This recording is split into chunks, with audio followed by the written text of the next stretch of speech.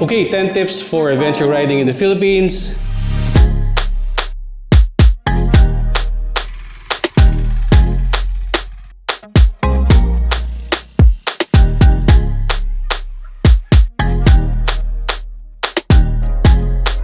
Hey everyone, welcome back to Turmoto. This episode is going to be short and sweet, and I'm not an expert in adventure riding. I just found an interest to it during the pandemic, so I've been doing a lot of adventure rides lately.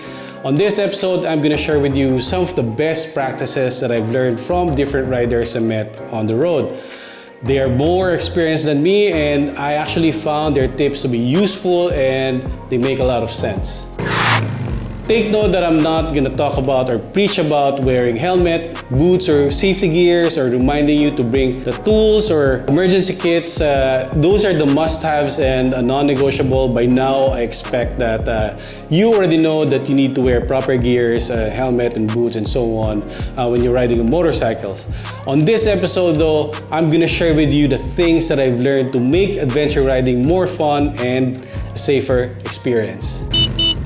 Okay, let's get to it. Number one, I travel as light as possible. There is no need to bring full adventure pack when touring the Philippines because there are no super long stretches of empty roads like the ones you see in Africa and other continents.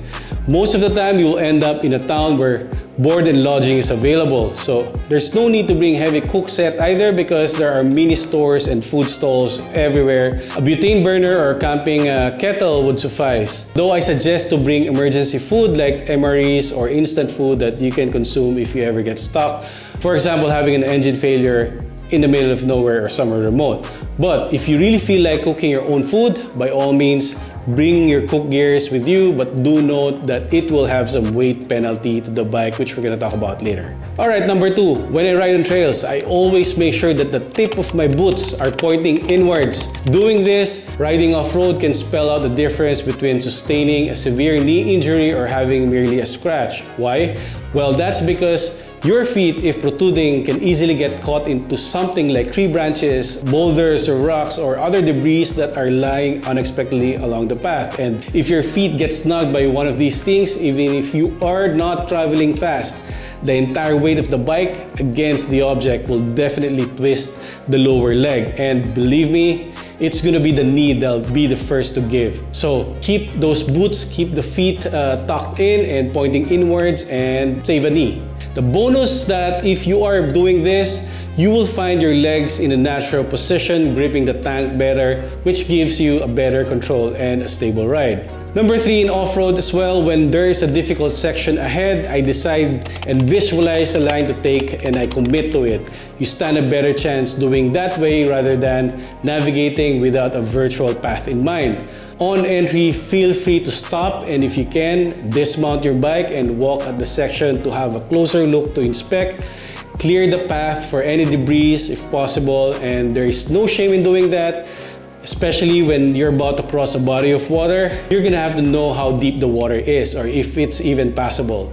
Also, in off-road, you gain more control and balance by standing rather than sitting. Also, loosen the grip on the bars and just let the bike glide through the dirt. So don't be lazy, work your legs out and relax to have better control. And number four, I'll always look ahead, constantly scanning the horizon and rather than looking what's in front because it allows you to see what's upcoming. For example, vehicle with no lights, animal crossings like horses and carabaos, or even people at night. And if you do this, you will have enough time to react and avoid the obstacle. So constantly look ahead. Don't look what's in front of you because you will not have the time to react if it's right in front of you. And number five, I organize my pack well and label the bag, especially where the medic kit or toolkit is. On emergency situations, I learned that it's so easy to get disoriented and have a hard time remembering where the stuff are located. Practice packing and unloading and repacking your stuff at least 3 times before you set off. This way, you have some sort of a familiarity of where to find things whenever you need them.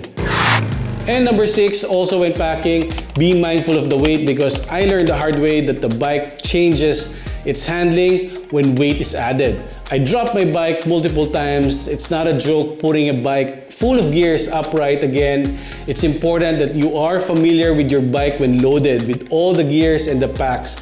Again, weight changes how the bike handles. So make sure that you are very, very familiar with how it handles when loaded. Remember, riding off-road is twice as difficult as riding on the pavement. So if you aren't used to how it rides with all the gears in it, it will be extra challenging to do it off-road. So practice riding with all your gears and the load of the bike. In addition, most adventure bikes have fully adjustable suspension, so you're gonna have to adjust the suspension based on the total weight of the bike, which includes the rider and gears.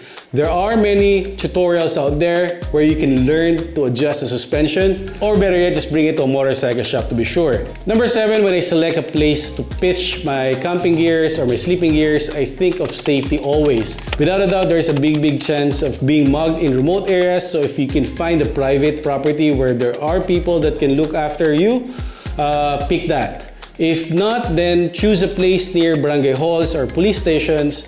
Also, when entering an unfamiliar area, always drop by the barangay hall to advise your presence that you will actually be entering the area. Get a contact number just in case, so you can contact them when you need help. Never ever pitch a tent where there are chances of landslide or debris falling. Like trees often have branches falling, and those coconut trees looks harmless, but they do drop coconuts.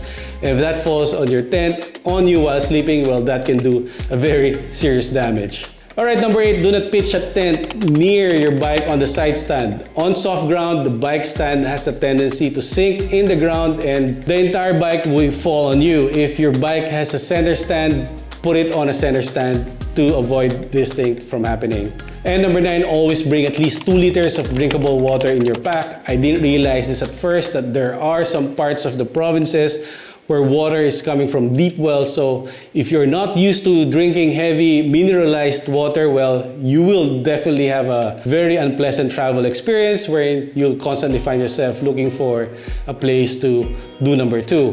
There are lines of stores along the road, so before you enter an unpaved segment or an unpaved road, do fill your bladder bottle with safe water. And lastly, number 10, I make it a point to respect the place. I don't leave trash behind. I don't change anything. I respect the people. I respect the authority. Big bikes have loud pipes, so be mindful of that. And remember, you're only visiting there to experience the place and the culture.